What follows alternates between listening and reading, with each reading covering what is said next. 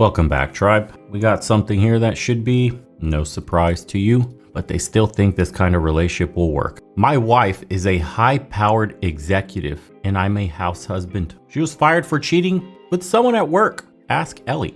All right, let's see. I'm trying to handle my divorce rationally, without drama. We were once a close team and have 2 daughters, older teens, whom we both adore. But when my soon-to-be ex accepted a high-paying, prestigious job, instead of raising our girls and managing our home life, it meant that I became the house husband and she became the high-pressure executive. Bruh. The beginning of the end. You can never reverse these roles. It will never work. She does not want to baby you. It's absolutely disgusting to be a house husband, no matter what the fuck they tell you.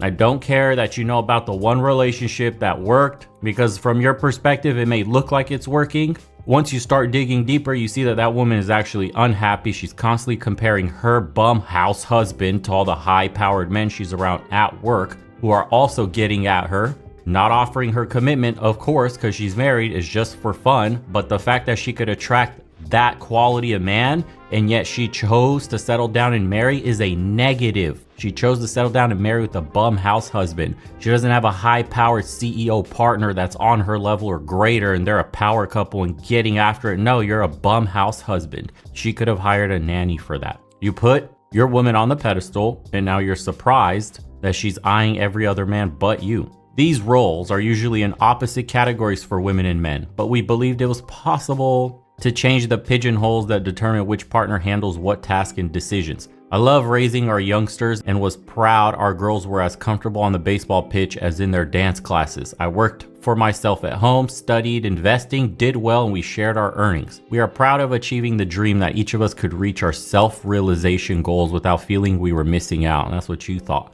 That was then. My wife is now a senior exec in a company she joined. She missed so many dinners with the kids and me that I finally asked if she needed to tell me something. She revealed her affair with a close colleague in another department. While my then wife was let go, her, quote, boyfriend was permitted to stay. She was devastated. And despite my own pain about this situation, I can't help but feeling sorry for her. Bruh. You're a tard. And this is why spineless turds like this, most of the time house husbands, get dragged along this kind of relationship. Only a spineless turd would accept something like this. We'd live a progressive dream of what family life and gender equality could achieve regarding healthy attitudes and workplace and fair workplace policies. Do you see? Do you see the word vomit spaghetti bullshit they're trying to feed you? Progressive dream, gender equality, healthy attitudes, fair workplace policies, none of which will save your fucking relationship or your marriage. You cannot negotiate attraction.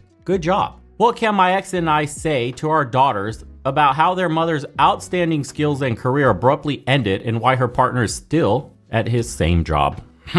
A punishing affair, it says. Your young daughters aren't living in a vacuum of information. Divorce isn't uncommon, and even people who were once committed to the ideals of their marriage find strong attractions outside those bonds. Look at how we're selling marriage, bro. The institution of marriage doesn't mean jack shit to these people. Tell your daughters you acknowledge any hurt and confusion they may be feeling, but also reveal you care enough to feel sorry for their mother. Oh my God. Can you imagine if we had this article about some high-powered man who just came up, had an steamy affair with a colleague, and then this fluff piece of an article. It's like, yeah, wife, girlfriend, just feel sorry for him because he's under so much pressure. And it's like, divorce is just so normal. And, you know, stepping out of his relationship, it would have been take him for everything he's got. He's a piece of shit. She probably built him up. Without her, he wouldn't have had nothing. She did all the work you don't get to see in the household, raising his kids.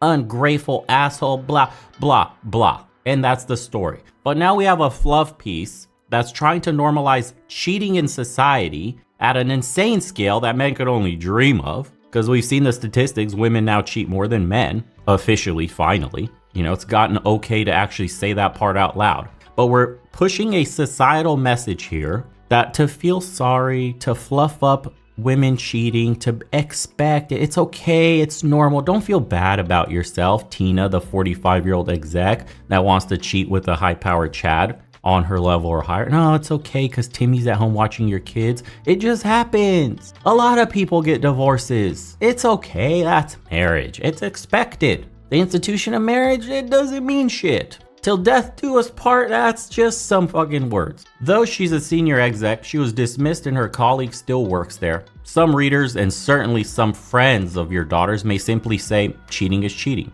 but the workplace is not the bedroom. If your ex had always achieved the financial and development goals of the company, she may well have a legal case to consider regarding gender discrimination in the workplace. Yes, because we're so getting the full story of why she was let go and why that guy didn't get let go. Because obviously he has a penis in between his legs. It's gender discrimination. Jesus Christ. And just to confirm what I said earlier, we got it from the New York Post. The article here says women are more likely to cheat than men. Here's why. August 23rd, 2022. It got updated too. So science is finding that women struggle more than men when it comes to staying faithful in relationships. There you go. Even when your marriage is good, you still miss that rush of feeling so excited that you can't eat or sleep when you're having such an intense time emotionally and sexually with a new person. That's what I kept going after, and that's what I couldn't say no to. That's how Annika, 45, from Melbourne, describes her experiences with cheating, and she's far from alone. According to a growing body of research, many women in long-term relationships are sexually adventurous and have secret lovers. And your ass wants to be a stay-at-home daddy. Okay. Says the view is that mostly men who cheat because their partners lose interest in sex is outdated. Science says that it's actually women who struggle more with monogamy because they get bored in the bedroom. Women crave sexual variety, and while some stifle their desire, others can be unfaithful. Do you see that? Look, anthropologist and author Vunshu refers to this new research as the Great Correction. Martin interviewed dozens of sociologists, sex researchers, anthropologists for her book on female infidelity and says the sad, sorry picture painted of the female libido is grossly wrong. It is alive and kicking and eager to be satisfied. Anybody that's ever had success with women will absolutely tell you that a woman's sex drive when she's truly turned on and attracted is like nothing you've ever experienced as a man. It could be completely overwhelming.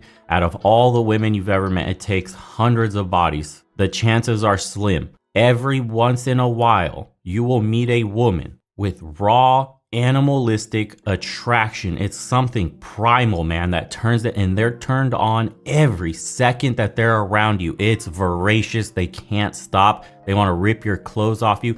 Anywhere you go, any place in the room, in the apartment, outdoors, wherever, that's a spot potentially for some hot, steamy fun. I'm telling you, I've only ever experienced, and the women have told me that I've experienced this with, that I was the guy they dreamed about. I was their exact type. Right guy, right time, right place. I was, to them in that moment, or at that phase in their life, I was exactly the man they wanted. Zero compromises. And I've never felt sexual attraction on such an intense level like that with any other woman. It's only happened a couple of times. It's like a spectrum, of how attracted your woman is to you. And you get a sense of it like very little interest, gotta constantly push for sex. She basically does it because she loves you as a person, but not primal attraction, not physical attraction, wants to keep you happy. Then you have the other extreme end of like absolutely wants to rip your clothes off, can't stand not having sex with you, always is grabbing your junk, always rubbing up on you, always making an excuse to be in your space, she wants to be absolutely taken by you, period, as much as possible. And then you have probably what people have experienced somewhere in between the more normal ranges of, wow, this chick's showing real interest. She's constantly touching me, constantly coming into my space. She is a little bit shy, wants me to take the lead. She's got a pretty good sex drive. Life is good. We're sleeping once a day or a couple of times a week at least. And that's about, normal. And then it tends to fall off. People start to see each other's shortcomings. The attraction was never too high to begin with. It was just good enough. It was a good enough base. And then hopefully as the mask peels off, as you get to know this person, right, she may start to see some of your shortcomings. And then that's when the internal dialogue of like the negotiating with yourself happens of how much do I really like this guy? How much do I really like this girl? This is annoying about them. I never knew they had this issue, blah, blah, blah. And then that's the bulwark against how attracted am I, and am I willing to leave to find something better? And that's the brutal truth. But when you meet that woman that has genuine extreme attract, like your pheromones are hitting 100%, and you get that voracious appetite, and you see true raw female attraction like unleashed, it's unbelievable, man. You have zero barriers, nothing you can do wrong. She's absolutely attached to you like glue, zero resistance, looks up to you, wants to be led by you, complete trust in you, all the little things that men crave from women, like the respect, the letting you lead the family, looking up to you, making passes at you sexually, complimenting you, all these things she does naturally and does it in spades. And it's a sight to behold.